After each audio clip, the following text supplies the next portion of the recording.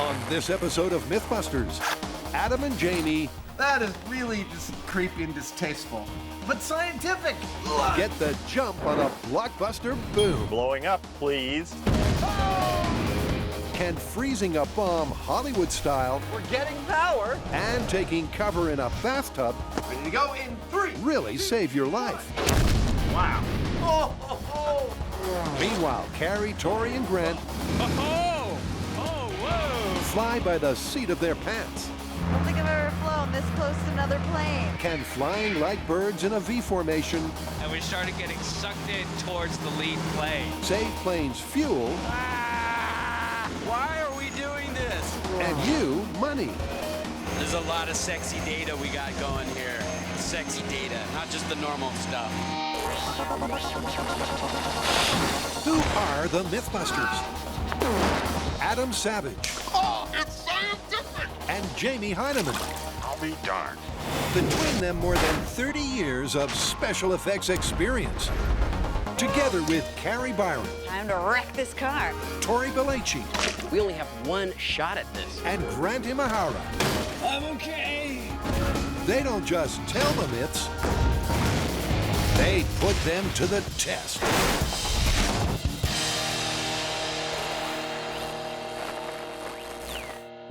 First up, Adam and Jamie have a tub thump and jump. This is a story that is about literally almost kissing your ass goodbye. How's that? This one comes from Lethal Weapon 2. In the movie, Danny Glover sits down on the toilet in his house for a regular constitutional and he hears a click. When he looks down, he notices that his toilet's been rigged with a pressure switch that will set off a bomb the moment he stands up. Are you with me? Yeah, I haven't seen the movie. That doesn't surprise me. Anyway, he waits there all night before getting up the courage to call his partner, Mel Gibson, who shows up, and they concoct this plan that they will leap from the toilet into the bathtub for protection from the bomb. The bomb squad has this technique which they use in the film where they pour liquid nitrogen on the bomb, slowing it down for, quote, a few seconds, which supposedly is enough time for Mel and Danny to get from the toilet into the bathtub covered with the bomb blanket and to survive the blast. I like the fact that there are several parts to this story. And the first one is, how fast can you get from the toilet into the tub? Yes. And the second one is, how much, if at all, could liquid nitrogen slow down the detonation of a bomb? And lastly, if you did get into the tub in time, would it and the bomb blanket actually protect you? Precisely. So what say we start with reaction time? Set up a toilet and a bathtub in the proper geometry and just see how fast we can make it from one end to the other. Works for me. All right. So first, the guys will attempt some lethal leaping. Found us a toilet. Good. And for that, they decide to precisely recreate the scene of the crime. Oh, man. So to replicate the bathroom, we're using the same type of bathtub as was used in the movie, an annoyingly large and heavy cast iron one. That's the real deal. And I've got to fit in there with you. Yeah, unfortunately. And we've got the same type of toilet, a one-piece porcelain one. We're going to place them the same distance apart, just like in the movie. And we've even got a corner wall so that every last thing is exactly the same. Everything matches exactly. But how will they time the jump from toilet to tub? While it's never explicitly stated, it's pretty obvious that the bomb in the movie is triggered by a pressure switch under the toilet seat, which is convenient because we're going to use the same thing to trigger our timing runs. This little pressure switch right here. When we sit down on the toilet, we will compress the pressure switch and the system is armed. At that point, when we get up from the toilet, boop, the timer starts going until we're in the bathtub covered with the blanket. We'll film it on high speed. We'll be able to see exactly how many seconds it takes us to get there, and if that's enough. And with the final piece of the puzzle, a 30-pound bomb blanket, just like the one from the movie, Adam gets protected for a solo systems check. 3, 2, 1, go. That wasn't that bad. Everything works, which means now the MythBusters have to embrace something awkward, each other. So, unfortunately, I don't see any other way to test this. Just to do it. Yeah. I'm not looking forward to this. All right, let's set it up. There's no room for armor, so the guys will just have to get up close and personal. Ready? All right, ready? And it's gonna be 3, 2, 1, and then go. Okay. 3, 2, 1.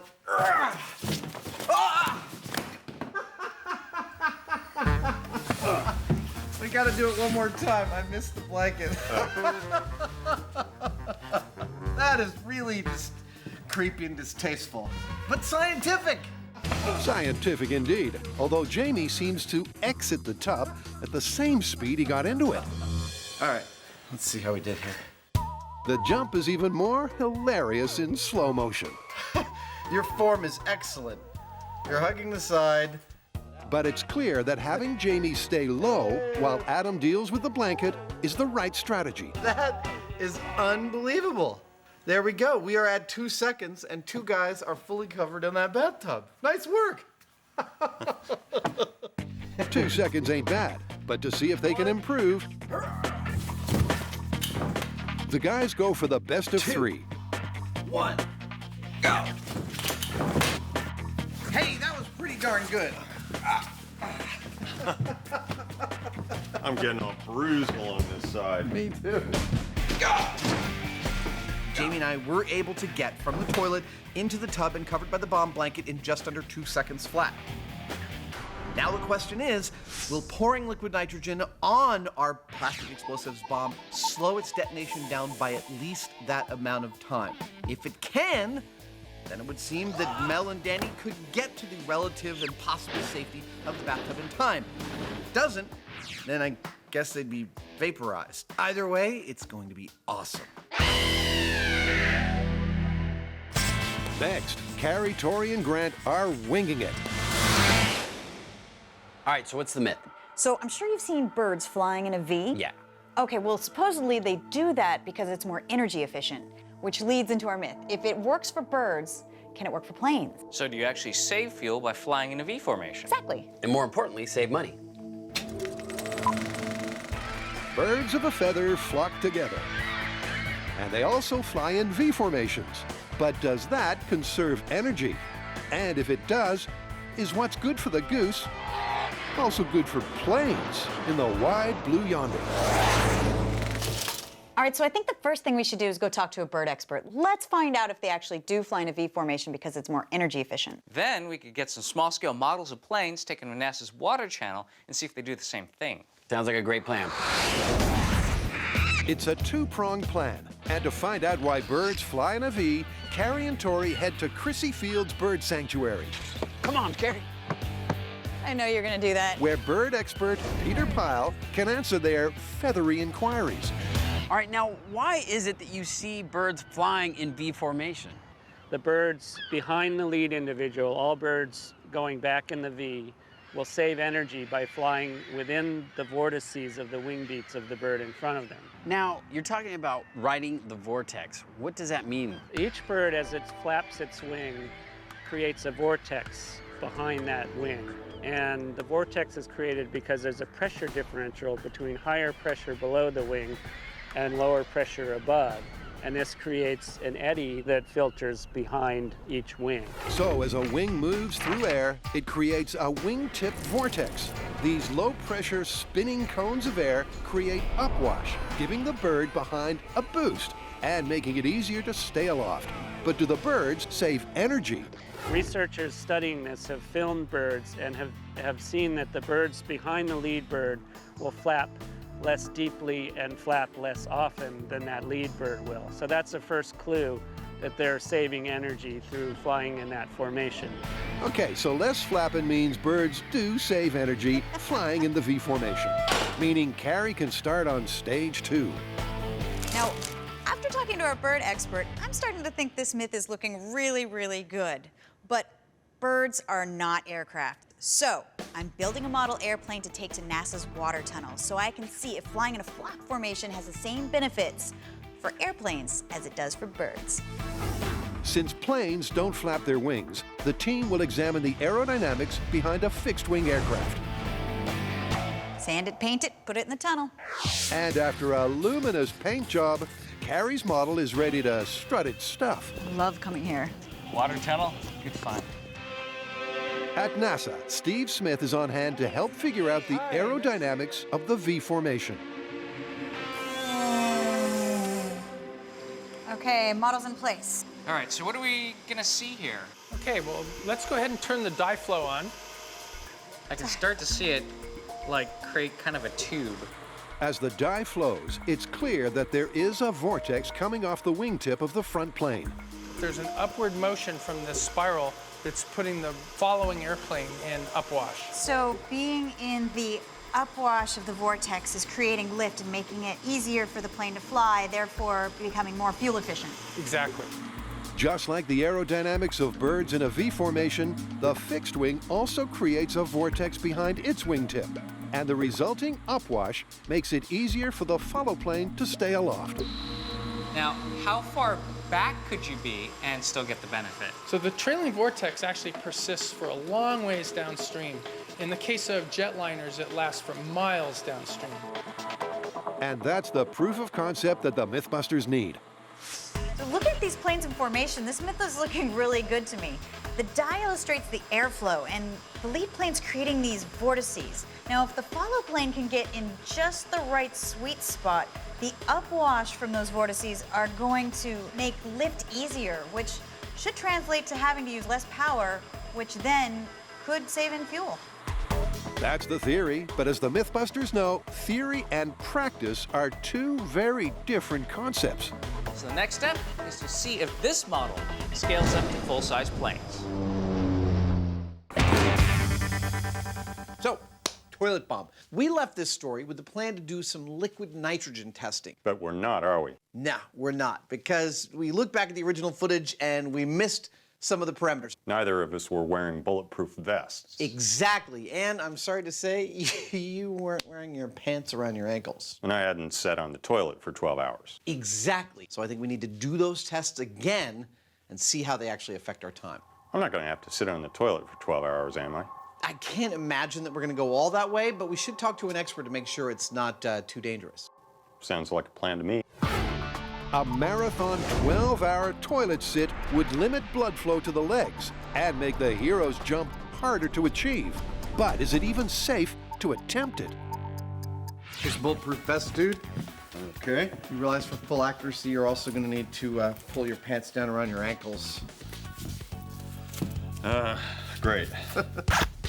And to find out the maximum time that Jamie can remain on the throne, Adam sought out an expert. Jamie, here's our expert, Dr. Cho. He's a neurologist. Hi, doctor. So, Doc, I have some questions. In the movie, Danny Glover sits on the toilet overnight, something like 12 hours, give or take. Now, I was thinking maybe I'll sit on the toilet here for 6 or 7. Is there a problem with doing that? It is problematic, mainly because you're actually creating mechanical pressure on the nerve, and in a long period of time, it can damage the nerve and cause weakness and severe pain. In addition, you can compress the blood vessels that go to the rest of the leg, and the blood vessels start to clot off. If it clots, then some of those clots can break off and go to your lung, your heart, or other organs, and of course can be quite dangerous to the point of killing you. So I could have, what, a stroke or a heart attack? Exactly. Is there some sort of a threshold? Is that an hour beyond which you're, like, at risk? So I would say that a minimal amount of time, maybe 1 to 2 hours, is probably where you should cut off the experiment. Okay. Well, thanks, Doc. Oh, you're very welcome. So it's only safe to sit for a maximum of 2 hours, which is good because the strain is starting to show. I've been sitting on the toilet about 26 minutes, and the first symptom has occurred, and that is that one foot, my left foot, is starting to tingle. It's a little numb. After a further hour of sitting it out, Jamie's legs are uncomfortably numb. How's it going there, buddy? How you feeling? Well, I'm in a fair amount of pain. Oh, crap. I can't say that for sure whether my legs are like paralyzed or not. I don't think they are, but the area where the toilet seat cuts into the bottom sides of my legs is like a knife edge. And that's the cue to go for another tub jump. But will Jamie's numb bum make that impossible? All right, sir. I think we've got all the parameters in place. You feeling ready? Let's do it. Here we go, buddy. 1, 2, 3, launch! Amazingly, even with numb legs and pads round ankles, the guys end up on the right side of the blanket. Can I pull my pants up Yes. now? Camera off, Jamie. Don't film him. It's terrible. Surprisingly, the numb-legged jump was only marginally slower than their previous best time. I think it's a good test. I think 2 seconds is the target we want to hit. But with all the parameters we see in the film, Jamie and I were able to dive to safety in just under 2 seconds flat, which is a lot faster than I thought it would be when we started doing this testing. Now, it all comes down to whether or not liquid nitrogen can slow the bomb's reaction down enough to give us that mythical few seconds that are explained in the film.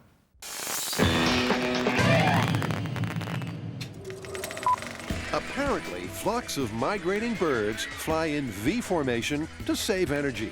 But if birds do it, can planes do it too? After their proof of concept test at NASA, the MythBusters are ready to take to the skies. So we've come to the Tracy Airport to test the myth that flying in a V formation actually saves you fuel.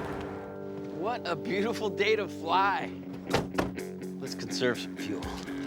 Now, because this could be a significant savings, we've got not 1, not 2, not 3, but 9 planes. 9 planes and 9 pilots, courtesy of the West Coast Ravens. Aerial acrobatics is their specialty. And the guy leading them is Tim Cone, AKA Slick. All right, so you're going to be helping us fly in this formation to see if we'll be able to save fuel. Absolutely. Now, how dangerous is that?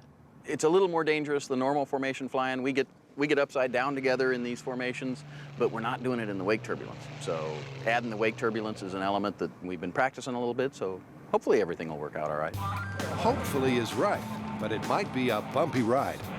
Now I realize that this is an aerobatic flying troop, and that I do suffer from motion sickness.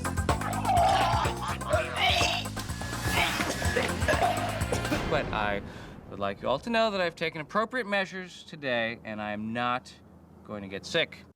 Grant's motion sickness tablets will be put to the test too. But before that, what's the flight plan?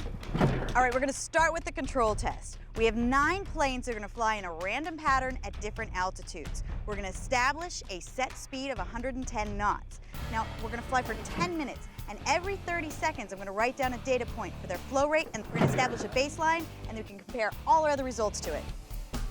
So first up, all 9 planes will get airborne for a fuel consumption baseline. Feel the need for data.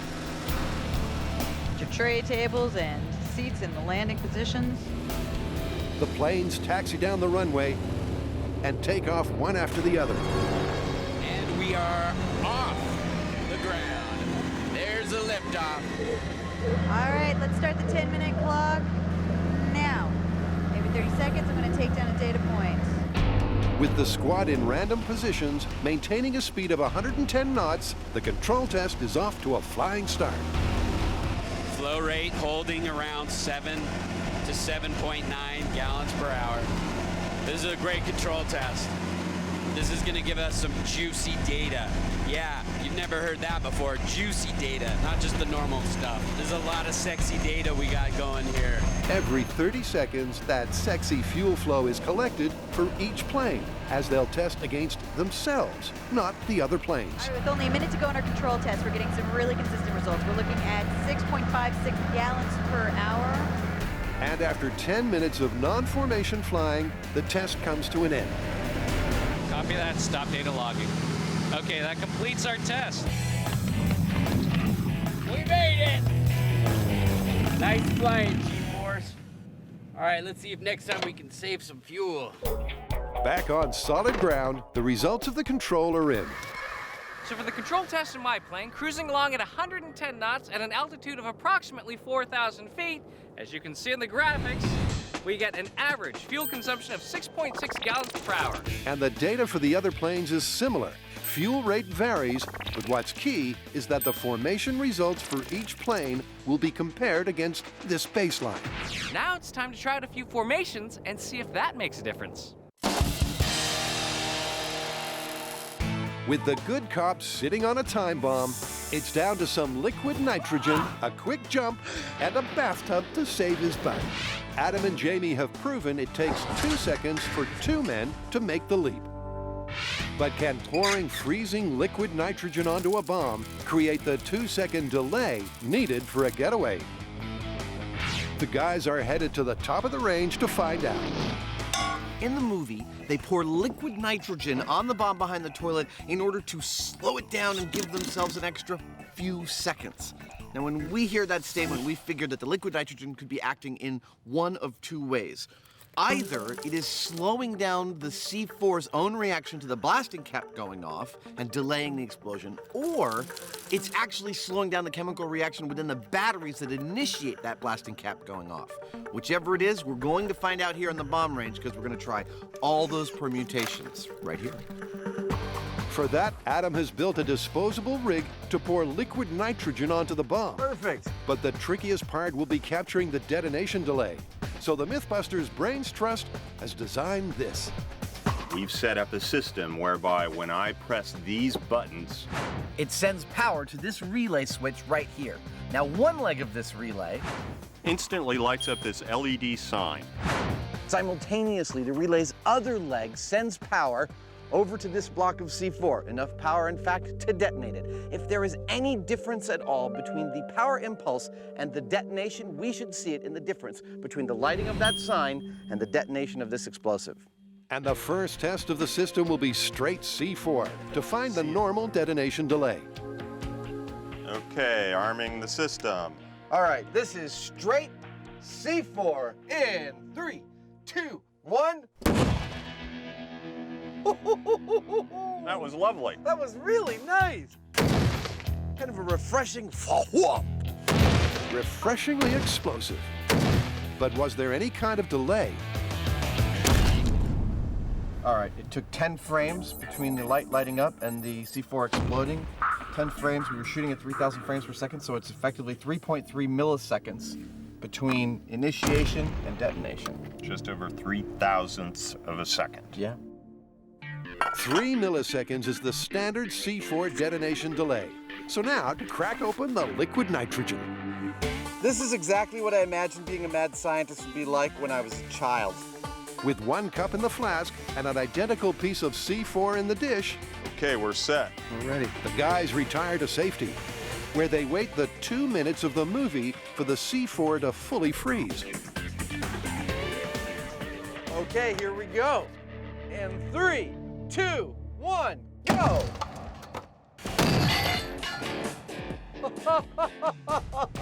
I heard stuff hitting. Yeah, no delay either. No delay. Really? Well, I mean, maybe a few milliseconds, but I heard 3, 2, 1, boom. I didn't hear 3, 2, 1, boom. Maybe not, but perhaps the high-speed camera caught a freeze frame delay. 46 frames. It's 4.5 times greater of a delay when it was super, super cooled than when it was just normal. Wow. It still wouldn't help you get into that bathtub, though. It's No. a pretty tiny difference. 15 thousandths of a second is far from the mythical 2-second delay of the film. So what's next? Now we're going to take a period-correct battery that's attached to our bomb that would absolutely ignite it. We're going to immerse that in the liquid nitrogen and see if that gives us the extra time that we're looking for. Okay, this is where it would go off if it was gonna, and it didn't. That's always a good sign. Yeah. So what we've got here is the same setup that we've had so far.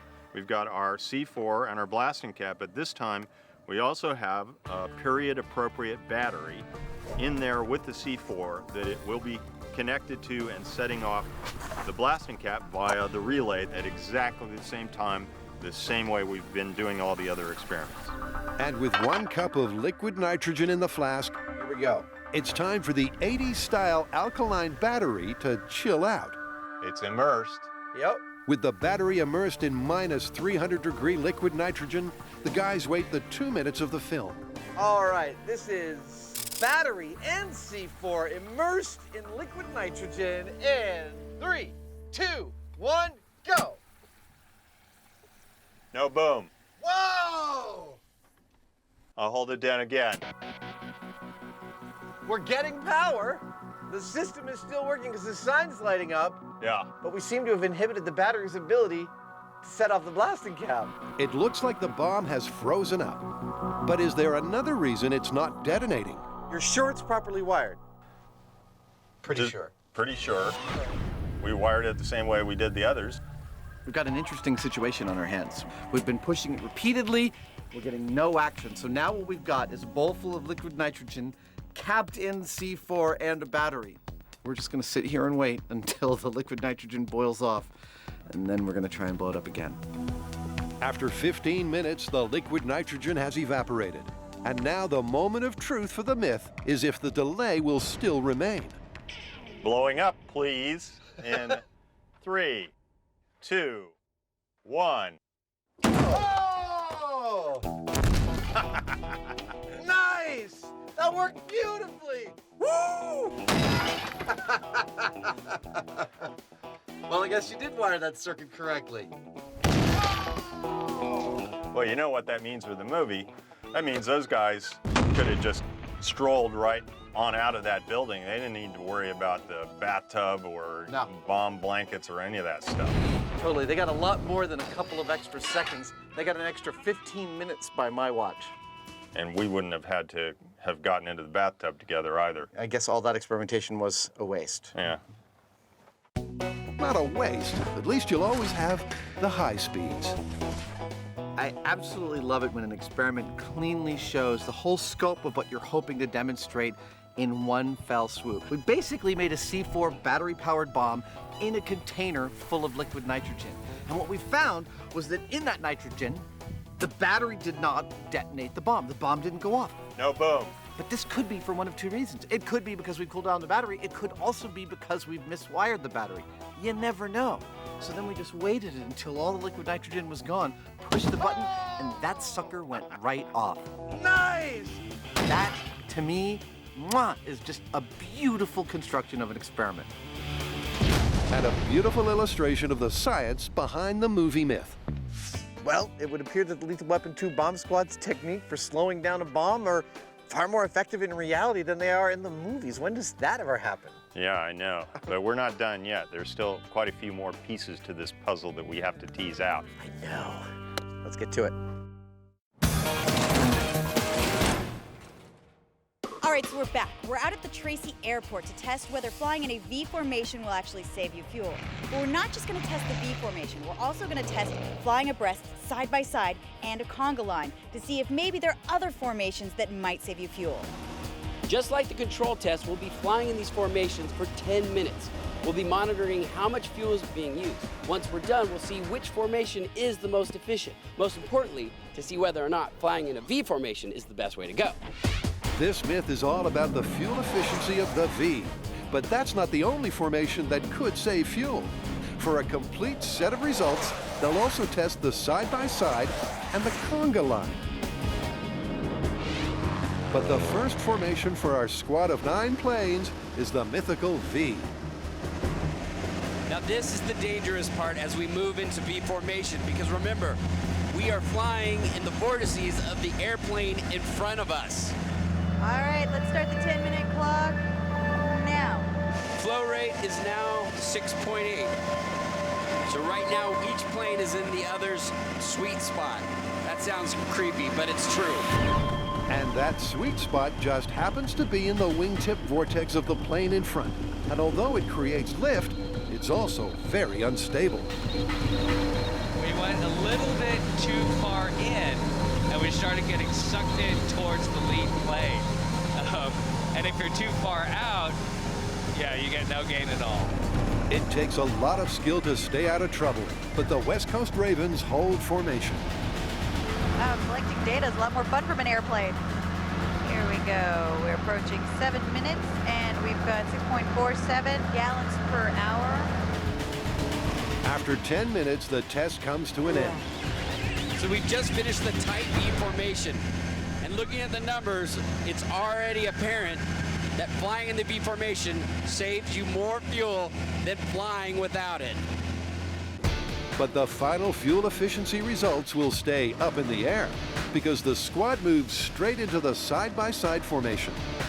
Okay, so this test right here is going to be side by side, what they call ship abreast. And that's basically wingtip to wingtip. There's no going to be advancing or trying to get in front of like a V. This is basically side by side. There's some turbulence caused by the planes being so close together. I have to say I'm a little bit nervous about this one. I don't think I've ever flown this close to another plane. On purpose, at least. The planes are so close, in fact, that the guys have a clear eye line through to each other. Yeah, I can see Grant right there. I thought Grant was going to be a little more green, but he's handling this quite well. Now, in formation, the data collection begins again. All right, we are about 2 minutes in, and we're using 6.18 gallons per hour. But being only 15 feet away from each other is challenging their concentration. Oh yeah, data. Gotta take the data. I am breathing a little deeper, just trying to calm down, but the fact that we are practically on top of each other side by side is freaking me out just a little bit. Luckily, collecting data is distracting me. It's a heady mix of data and danger. And after 10 minutes, it's time for the final formation. Right now we are moving into position to set up for the conga line. Okay, so this test coming up is what we call the conga line. From what I'm told, this could get bumpy, so I've got my bag just in case it gets messy back here. Hopefully it's not going to get messy. And that stomach-churning ride is all down to position. And here I have the easy ride being up in front. I heard Tori and Grant have a little rougher time back behind me. Yep, because as the planes take their places, it's clear this isn't going to be smooth sailing. We just went from a nice, easy, smooth flight to a roller coaster ride. Because we are now flying through the other plane's rotor wash, and it's very turbulent. Oh, whoa, okay. It's a rotor wash roller coaster in the name of fuel efficiency. 2 minutes in, we have 6.35 gallons. But the turbulence of this test is making the others look tame. And I thought line abreast was scary.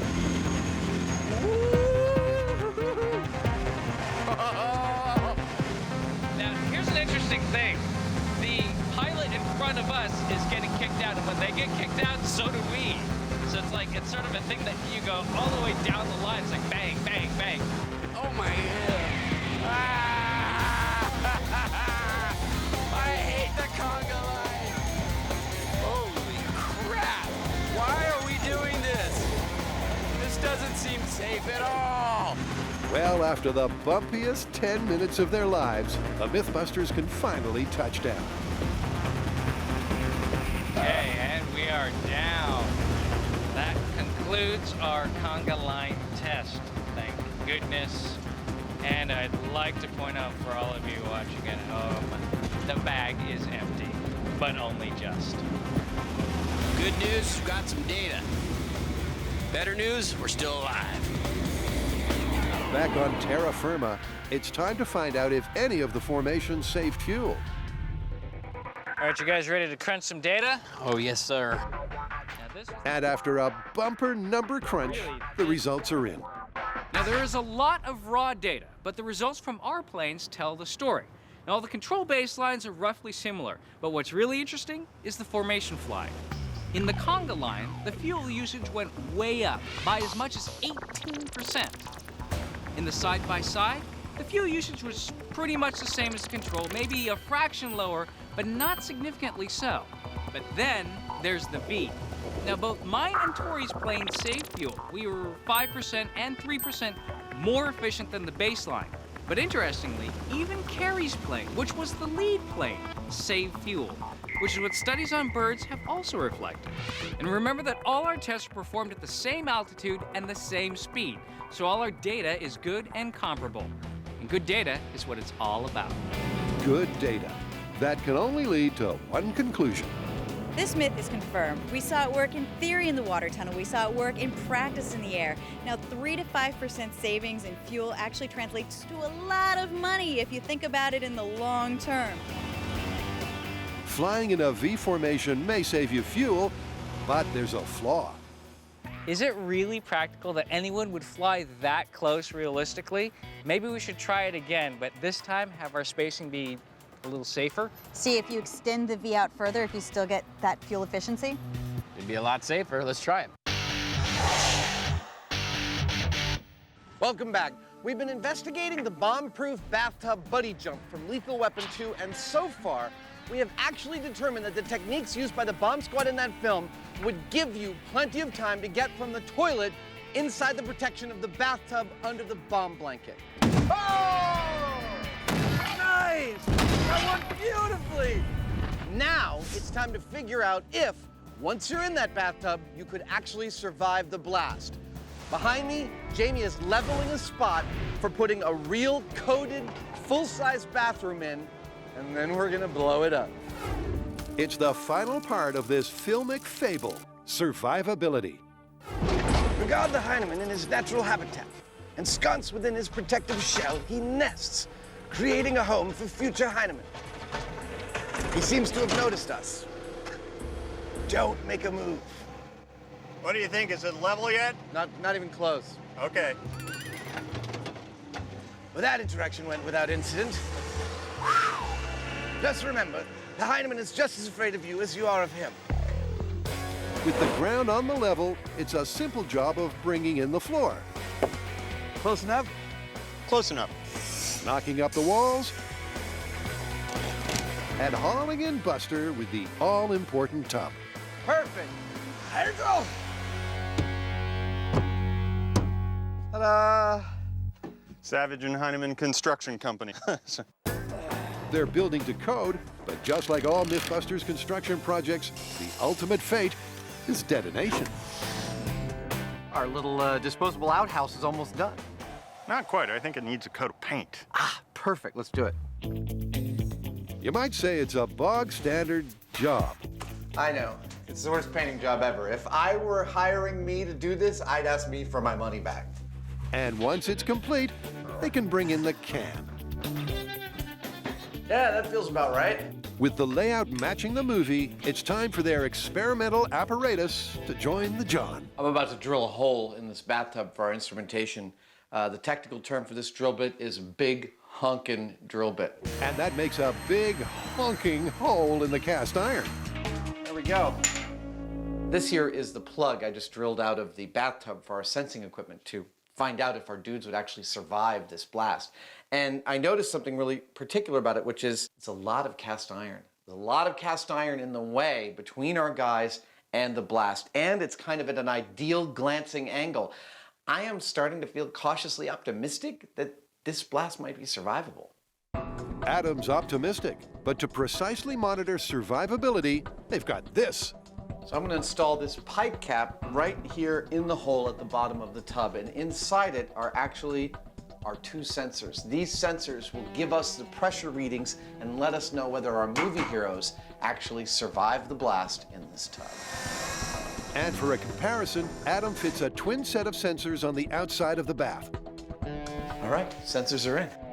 Then Jamie adds his finishing touches to their bathroom bomb backdrop. Just for due diligence, I'm gonna put water in this toilet. It may seem like a silly thing, and it might be, but then on the other hand, water is very good at absorbing energy. And there's gonna be a lot of energy right next to this toilet pretty soon. Yep, soon it will look like a bomb has hit it. Bon voyage. Now it looks right. Is it a bird? Is it a plane? No, it's the MythBusters in planes, flying like birds. I definitely like science better when it's got a view. With the V formation confirmed, the MythBusters are taken to the air for their twist on this fuel-efficient formation. So we are setting up for what we're calling the extended V. Now this is just like the tight V with one major difference. Instead of being one plane length away from your leader, you're going to be 10 plane lengths away. Now based on our results in the water channel, we should see some sort of a difference. We'll see if that translates to the practical world. This is a more real-world scenario. The tight V is far too dangerous for normal aircraft, but will increasing the distance of the V still benefit fuel efficiency? We're about 200 feet from the plane in front of us and the plane behind us. But being this far away, it's hard to find that sweet spot. With all the squad fanned out in their extended positions, the clock starts once more. Now the interesting thing out here is that even though theoretically you should have the same effect, I don't feel like we're flying through someone's wing. It's pretty smooth. Being in the vortex in the long V formation isn't as noticeable, but you can still tell the pilots have to make a lot of adjustments to stay here. Maybe, but when it comes to applying it to fleets of passenger jets, this could be a more practical formation. I'm noticing a little bit more of a variation in the numbers. They were a lot more consistent for the tight V. I'm thinking it's a lot harder to stay in that sweet spot when you're in the extended V. It's harder to find it. And after 10 minutes of data logging, the MythBusters can bring this myth in for a landing. And that will conclude your in-flight entertainment on MythBust Air. We know you have a choice in travel, so thank you for traveling with MythBust Air. All right, extended V formation. How'd you guys do? Well, you know what? I actually saved fuel. I mean, even 10 airplane lengths back, I was able to benefit from that sweet spot. In the extended V, I didn't see any savings whatsoever, but I suspect it's from being all the way at the end of the pack. It's just so hard to keep compensating and trying to find that sweet spot. All right, Carrie, you as the plane in the lead, how did you do? Well, unlike the really tight V formation, in the loose formation, I did not actually get any savings. But honestly, I still think this myth is confirmed for the loose V formation, because if there's even just a little bit of savings for the following planes, in a large scale, that actually translates to a lot of money. This might be the way to fly in the future. It's confirmed. So we saw from our data, in the extended V formation, you do actually get some benefit. Not very much, but it is there. And it's significantly safer than the tight V. So if there are any airlines out there, you might be interested in this. Oh, that was amazing. I mean, you save a little fuel in the V formation with these little planes. Can you imagine if this was applied to airliners?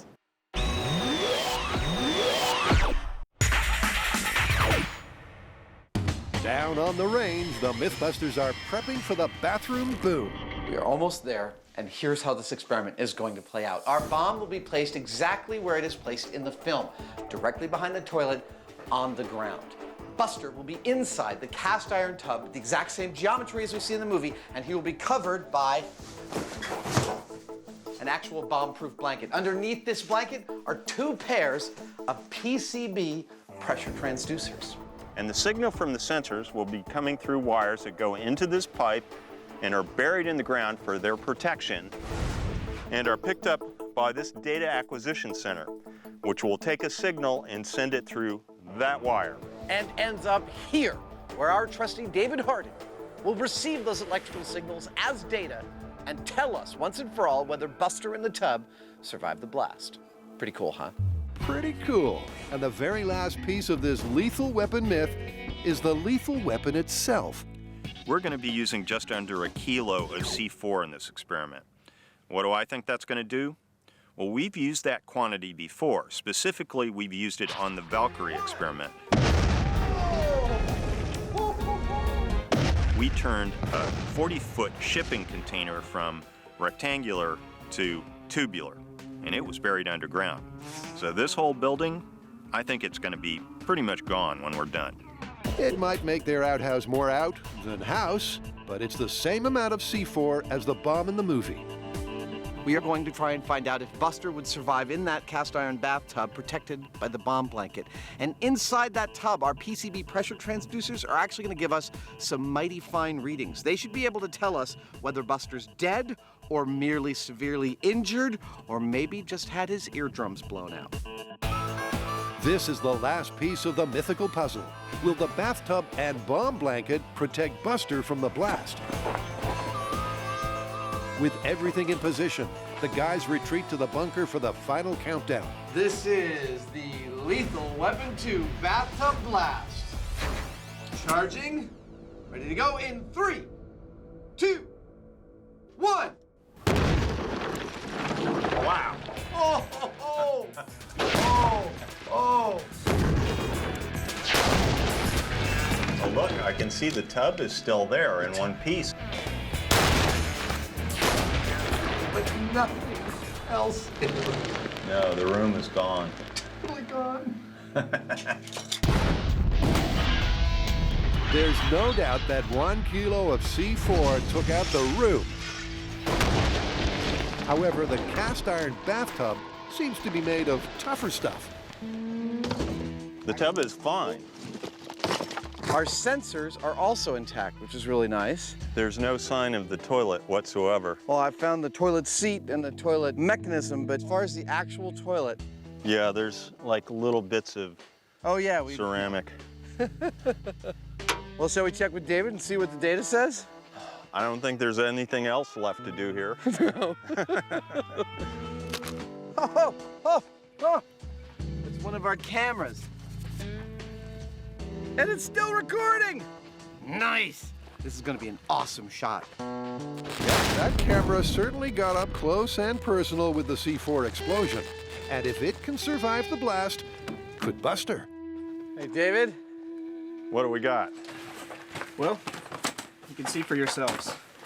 The red and the blue curves are the sensors that were outside the tub. But clearly right off, you can see the red line and the blue line. The pressure spike is really severe. 180 psi. Am I correct that the green line looks pretty minimal? The maximum pressure inside the tub was 8 psi. You're telling me that's survivable? Very survivable. No way! That is crazy. The difference between the sensors inside the tub and the ones on the outside clearly show that the blast is survivable. And, moreover, would they have had hearing damage? The threshold for a ruptured eardrum starts around 5 psi, so there is a chance, and according to our research, it's probably going to be between 10 and 15% chance of hearing damage. That's still pretty low. That blows my freaking mind. with only a 10 to 15% chance of hearing damage, it seems that amazingly, this lethal weapon leap is confirmed. Well, I'm standing on the only intact part of our bathroom set, the cast iron tub, or as I plan to refer to it from here on in, the bomb-proof survival vessel. Buster here is a living being thanks to the strength of this bathtub. And even though I predicted that that might actually occur, it doesn't mean I'm completely blown away looking at the damage around me and finding out that it was true. I am totally astonished. I mean, first of all, it turns out that liquid nitrogen will slow down the detonation of a bomb, and then it turns out that the cast iron tub will totally protect you from the blast when it does go off. Yeah, how often do we replicate an action sequence and everything turns out to be true? Everything's confirmed. Who knew?